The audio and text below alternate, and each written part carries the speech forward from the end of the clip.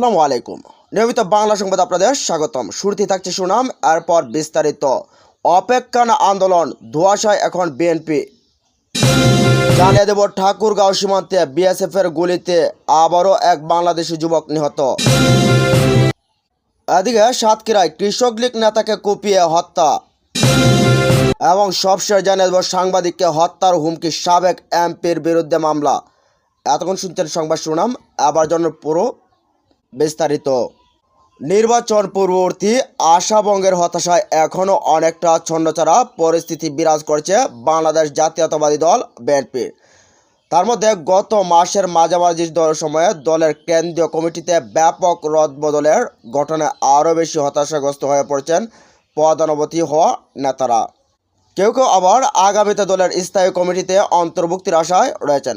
দলীয় প্রধান খালেদা জিয়ার শারীরিক অসুস্থতা ও মুক্তির বিষয়টি নতুন করে সামনে আসছে। সবকিছু মিলিয়ে নানা সংকটের মধ্যে থাকা ডানপন্থী রাজনৈতিক দলটি এখন ভবিষ্যৎ কর্ম পরিকল্পনা চূড়ান্ত করতে পারেনি।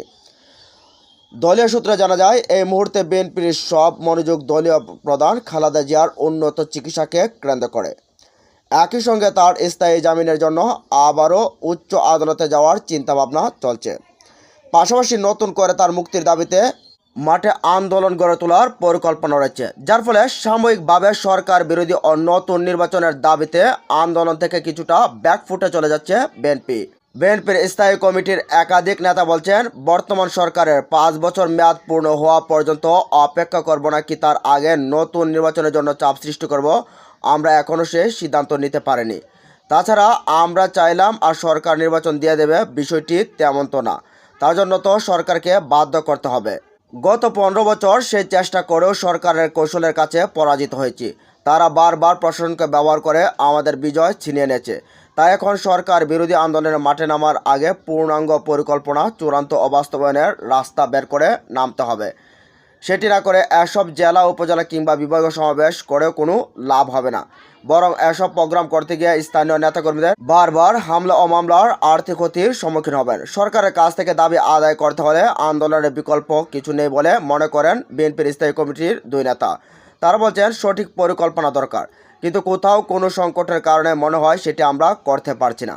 সাম্প্রতিক সময়েও সরকারি আমলাদের দুর্নীতি, দ্রব্যমূল্যের দাম বৃদ্ধি এবং ম্যাডামের ইস্যুতেও আমরা প্রত্যাশিত প্রতিক্রিয়া দেখাতে পারিনি। বিএনপির ভাইস চেয়ারম্যান মোহাম্মদ শাহজাহান ঢাকা পোস্টকে বলেন, দল ও অঙ্গ সংগঠনকে গুছিয়ে আমরা ভালো একটি আন্দোলনের জন্য প্রস্তুত হচ্ছি। আশা করি দ্রুত সময়ের মধ্যে মাঠে দেখা যাবে। বিএনপির যুগ্ম মহাসচিব শহীদুদ্দিন চৌধুরী এনি বলেন, ম্যাডামের মুক্তির দাবিতে নতুন প্রোগ্রাম আসবে। ওনার মুক্তি না হওয়া পর্যন্ত আন্দোলন চলবে। এর পাশাপাশি ইস্যুভিত্তিক আন্দোলন ও সাংগঠনিক কার্যক্রম চলমান থাকবে। তিনি বলেন, আমরা একটা মুভমেন্টে আছি, সেটি অব্যাহত থাকবে। নাম প্রকাশে অনিচ্ছুক বিএনপি স্থানীয় কমিটির এক নেতা বলেন, স্থায়ী কমিটিতে এখনও কোনো সমস্যা নিয়ে আলোচনা হয় না। আগে প্রতি সপ্তাহে স্থায়ী কমিটির বৈঠক হতো, এখন সেটি 15 দিন পর হয়। এই নেতা আরও বলেন, এখন বিএনপিতে অনেক সিদ্ধান্ত আলোচনা ছাড়াই হয়, সেটিকে বলা যায় চাপিয়ে দেওয়ার সিদ্ধান্ত, যার ফলে বিভক্ত সিদ্ধান্ত আসছে, যার নেতাকর্মীদের এক পক্ষের কাছে গ্রহণযোগ্য হচ্ছে, আরেক পক্ষ মনক্ষুণ্ণ হচ্ছে। কেউ দলের কেউ মধ্যে চাপে পড়েছেন। বিএনপি সম্পাদক মণ্ডলীর এক তরুণ নেতা বলেন, সাবেক সেনাবাহিনীর প্রধানের উপর নিষেধাজ্ঞা দিয়ে আমেরিকা 2টি বার্তা দিয়েছে। এর মধ্যে আমাদের প্রভাবশালী প্রতিবেশী দেশকে একটি বার্তা দিয়েছে, সেটি হচ্ছে বাংলাদেশ ইস্যুতে এখন আমরা তাদের মতো করে এগোবো।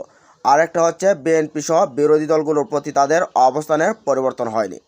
তিনি আরও বলেন, এখন আমেরিকা তো আন্দোলন করে দেবে না, আমাদের দাবি আমাদেরই আদায় করে নিতে হবে। এদিকে ঠাকুরগাঁয়ে বালিয়াডাঙ্গি সীমান্তে ভারতীয় সীমান্তরক্ষী বাহিনীর বিএসএফের গুলিতে রাজু মিয়া নামে 20 বছর বয়সী এক বাংলাদেশি যুবক নিহত হয়।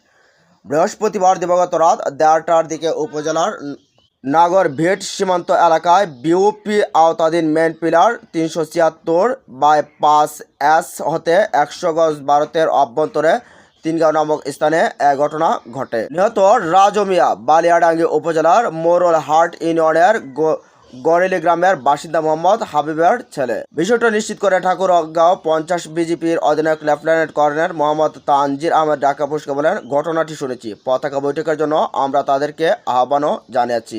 এদিকে সাতক্ষীরায় কৃষক লীগ নেতাকে কুপিয়ে হত্যা। সাতক্ষীরায় মাছের ঘের নিয়ে বিরোধের জেরে কাশেম আলী নামের 50 বছর বয়সী এক কৃষক লীগ নেতাকে কুপিয়ে হত্যা করেছে প্রতিপক্ষ। দিবাগত মধ্যরাতে শ্যামনগর উপজেলার গাবুরা ইউনিয়নের খুব পেটুয়া এক ওয়ার্ডে এ ঘটনা ঘটে। শ্যামনগর থানার পুলিশের ভারপ্রাপ্ত কর্মকর্তা আবুল কালাম আজাদ বিষয়টি নিশ্চিত করেন। নিহত কাশেম আলী গাবুরা ইউনিয়নের খুলপেটুয়া 1 নম্বর ওয়ার্ডের মৃত নেসার কাগজের ছেলে। কাশেম আলী বা গাবুরা ইউনিয়ন কৃষক লীগের সাধারণ সম্পাদক। নিহত কাশেমের ভাতিজা মিলন ও তার চাচির বরাত দিয়ে জানান, বৃহস্পতিবার রাতে তার চাচা কাশেম কাগজি ও চাচি মাছের ঘের পাহারা দেওয়ার জন্য ঘেরে ছিলেন। এক পর্যায়ে মধ্যরাতে ঘেরে শুয়ে থাকা অবস্থায় অস্ত্রের মুখে তার চাচাকে জিম্মি করে দুর্বৃত্তরা। এ সময় চাচিকে ঘেরের বাসায় বেঁধে রেখে চাচা কাশেমকে কাগজিকে পাশের ঘেরের রাস্তায় নিয়ে কুপিয়ে হত্যা করা হয়। মিলন আরও জানান, তার চাচার সঙ্গে স্থানীয় লোকমান গাজী, শুকর আলী ও আবু মুসা গংদের আধিপত্য বিস্তারে, মাছের ঘের ও রাজনৈতিক শত্রুতার সহ বিভিন্ন বিষয় নিয়ে বিরোধ ছিল। এর আগেও তার কাশেম ওপর হামলা হয়েছিল। গাবুরা ইউনিয়নের চেয়ারম্যানের মাকসুদুল আলম বলেন, স্ত্রীকে নিয়ে গত রাতে মাছের ঘেরে অবস্থান করেছিলেন কাশেম আলী। এ সময় লোকমান ও তার দলের 7 থেকে 8 জন অতর্কিত হামলা চালিয়ে কাশেম আলীকে কুপিয়ে হত্যা করে। তিনি আরও বলেন, 30 বিঘা মাছের ঘের নিয়ে কাশেম আলী 1 নম্বর ওয়ার্ড আওয়ামী লীগের সাধারণ সম্পাদক লোকমান আলীর গ্রুপের মধ্যে দীর্ঘদিন ধরে বিরোধ চলছিল। এ ঘটনায় থানায় মামলারও প্রস্তুতি চলছে। শ্যামনগর থানার পুলিশ ভারপ্রাপ্ত কর্মকর্তা ওসি আবুল কালাম আজাদ বলেন, গাবুরায় মাছের ঘের নিয়ে দ্বন্দ্বে প্রতিপক্ষের হামলায় কাশেম আলী কাগজি নামে একজনের মৃত্যুর খবর পাওয়া গেছে।